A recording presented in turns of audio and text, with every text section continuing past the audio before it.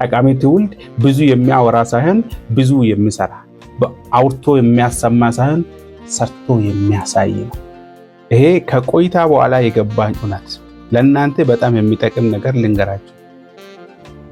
ምንም ይሁን ምን ዝም ማለትን ልመዱ።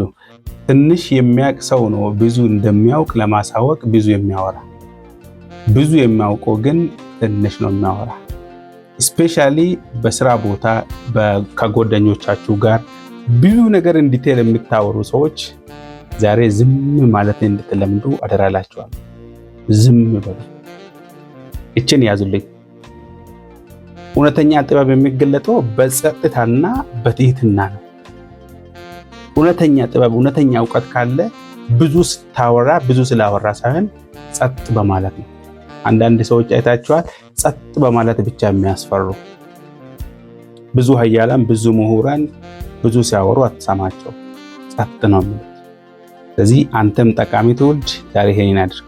በቃ አታውራ። ውስጥህን፣ ችግርህን፣ ያለህበትን ሁኔታ፣ የገጠመህን ችግር፣ ያለበት እያለፍክበት ያለውን ፈተና ዝም በል። ለማንም ሼር አታድርግ። እያንዳንዱ ሰው የራሱ የሆነ ችግር አለ። እያንዳንዱ ሰው ለራሱ እያለፈበት ያለው የራሱ የሆነ መከራና ችግር አለ። ስለዚህ ያንተን ብታወራለት ለአንተ ምንም አረግ ምንም አይጠቅምም፣ ምንም ሶልቭ አረግልም።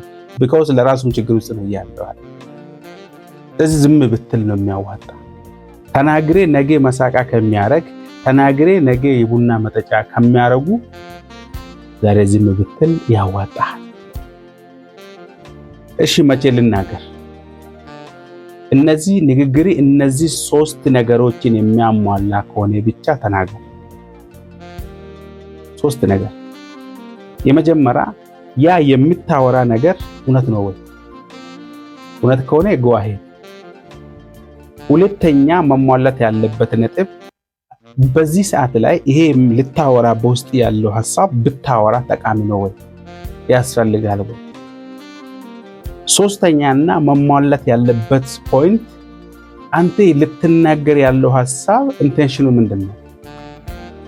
ለምንም ለመናገር ፈለግ? ስለዚህ ጠቃሚ ትውልድ ነገሮችን ሁሉ በማውራት ሳይሆን ነገሮችን ሁሉ በማስራት ነው የሚያሳየው። ያሰብከውን ዓላማህን ያቀድከውን እቅድህን አውርተ ማሰማት ሳይሆን ሰርተ በማሳየት ቀጥልበት። በየመንገዱ በየጎዳና እያወራ ሳይሆን ብታሳይ ነው ሞር የሚሰማ።